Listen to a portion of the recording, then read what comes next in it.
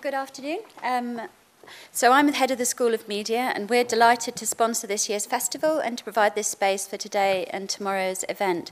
I think already we've got an embarrassment of riches through this morning's programme, and I'm really excited to be part of this year's festival and to join in this shared initiative to make Brighton the best for attracting, developing and retaining an inclusive creative community. The University of Brighton's vision is to create knowledge through practice, academic practice, professional practice and creative practice. It's one of our vision statements on the website, and that practice takes place in partnership. Partnership is really dear to the heart of the institution.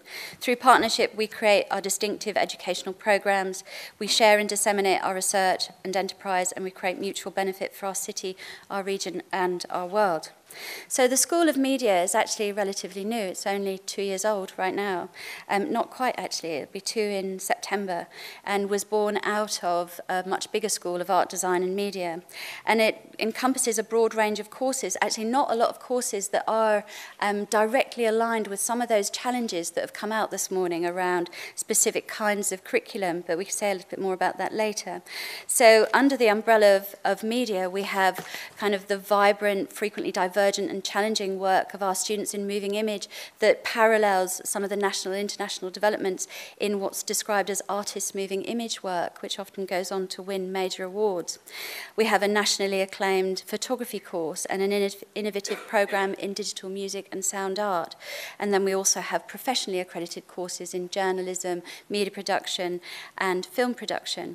That breadth of practice is emulated in the diversity of the student work on display right now as part of the graduate show. So those of you who haven't yet visited the show, I would recommend that you go and check out some of the work. Photography and moving images is largely on this floor. So the School of Media is committed to supporting the development of curricula in partnership, and that's one of the things that as a leader of the school has been my key mantra, that we need to constantly be testing, refining and adjusting and innovating our curriculum in relation to external stakeholders. And we were lucky enough to work with Phil before I took over as the head of school in the development of a particular course that is really producing some really interesting work, which is a course called Media Industry and Innovation. And the format underpinning that has now led to the development of other courses within the school.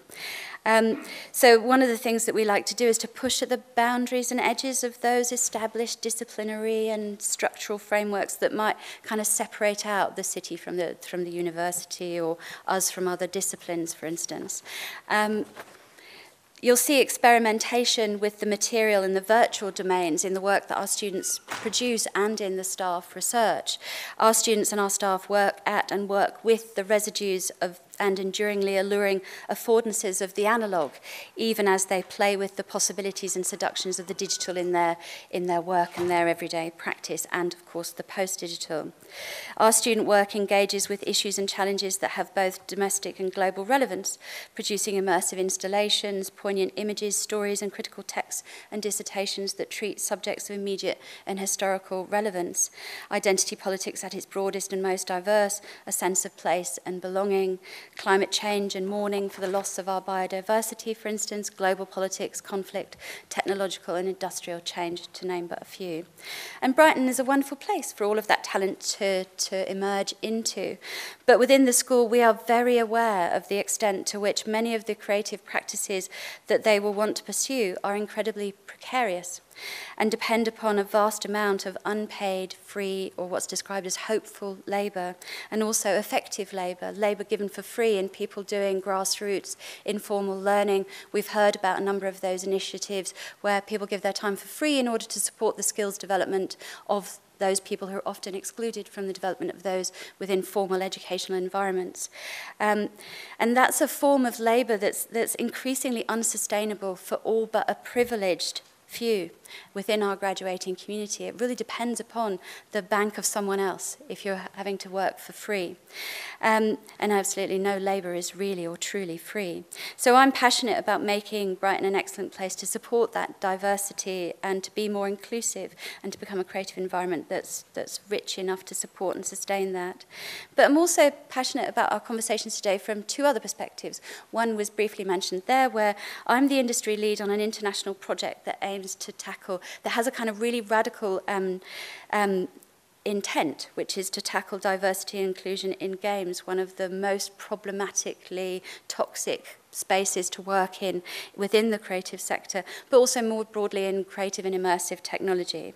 3 years into that 5-year project that was mentioned at the outset there, funded by the Social Sciences and Humanities Research Council of Canada, we've supported more than 50 huge projects that go across formal education, informal grassroots practice. We've done an awful lot of that, developing a series of toolkits to support people working in really excluded communities to do grassroots development, cultural research and industry interventions, including in the latter, because I'm the industry lead, a diversity policy for immersive technology that's currently being sort of shared around people in organisations like Immerse UK in order to hopefully turn into a bit of government policy and industry policy that's around supporting diversity within immersive technology very broadly, and a manifesto for inclusion and diversity in VR that starts its international roadshow in July.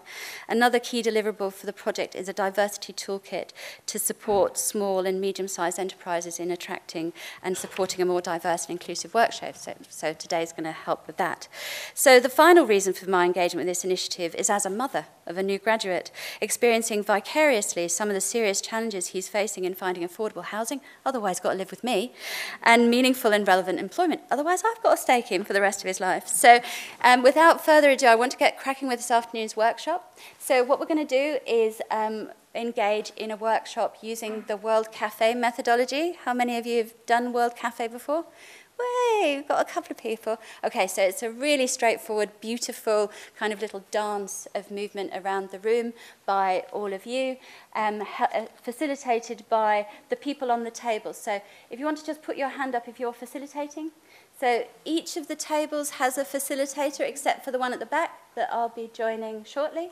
And I'll just give you a little bit more information about that. So there are 3 big questions that Phil already outlined at the start of today that are kind of are what we hope to curate a set of interesting conversations around. Those are questions which are on the table, but I'll say them briefly now. How should businesses work with education? That's question A, which is down this side. So there are 3 groups who are going to start with that question. And what kinds of schemes, initiatives should we be supporting? And then there's question B, which is how do we attract, develop and retain an inclusive workshop? That's table B, are 3 tables starting with that question. And then question C is, how can the City Council or other infrastructural organisations make the city an affordable and accessible place to work? And that's table C, C1, 2 and 3. So that's down that side. Your job is to spend the first 20 minutes on the table that you're at, engaging in that question, and to help the facilitator by writing down all of your brilliant thoughts, and then you're to get up and move to another table in the next one on, whichever direction you want to go, and try and be with slightly different people. That's the bit where you do a bit of curating the conversation so you're not always in the same group, and have a bit of agency, but it'll cause a lovely bit of kerfuffle in the room. So there'll be lots of sort of brushing up against each other for that little bit. And so if you imagine you're moving across the room and then back across the room. So it's a beautiful dance. No music, but imagine a bit of nice music to make that happen. So what I'm imagining will happen is that the first conversations will go really rapid fire, and the challenge will be to capture that on the table. And so the World Cafe methodology is to use the tablecloths as your documentation medium. So you're going to be writing down your ideas in a nice, clear, legible fashion, and then your facilitators are going to help move those conversations on. So what we want to get to by the end of today is not just a what might we do or what are the key challenges, but actually to that bit of how. How are we going to actually put things in place that address those challenges that have been so beautifully expressed to us today? And what Phil and others at Wired Sussex have promised to do is to turn this documentation into a wiki that's going to be shared amongst us, for us to look at, annotate, add to, identify those initiatives that we can immediately start to implement, and then record those. And then what we hope to do is to also look at funding schemes that might support other initiatives, and over the course of the year track those, so that by the time we get to 2019, we're launching all of those initiatives, celebrating them, and we have the template of a manifesto for support in this area. We won't be doing reporting back at 3 o'clock, but we'll be taking all these materials away and then sharing them with you afterwards. So that's the challenge. Do you all feel clear about what you've got to do? Brilliant. Okay, so let round 1 commence.